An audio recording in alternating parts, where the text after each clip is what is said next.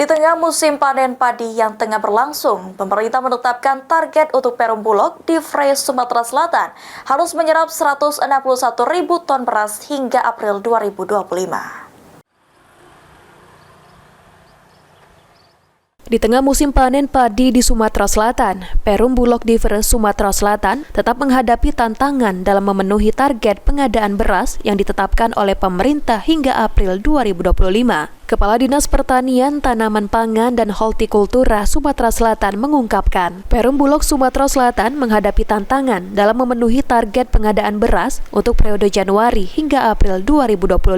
Target yang ditetapkan mencapai 161.308 ton beras selama 4 bulan. Ditambahkan Bambang, permasalahan utama yang dihadapi Bulog adalah kesulitan dalam serapan gabah akibat kadar air yang tinggi. Guna mengatasi hal tersebut, Bulog diharapkan dapat bekerja sama dengan penggilingan swasta melalui mitra Bulog guna mempercepat proses pengeringan dan distribusi gabah sehingga target yang telah ditetapkan akan tercapai pada bulan April 2025. Dialokasikan oleh Pak Presiden melalui Bulog Sumatera Selatan itu ditarget mulai Januari sampai April 2025 targetnya adalah 161.308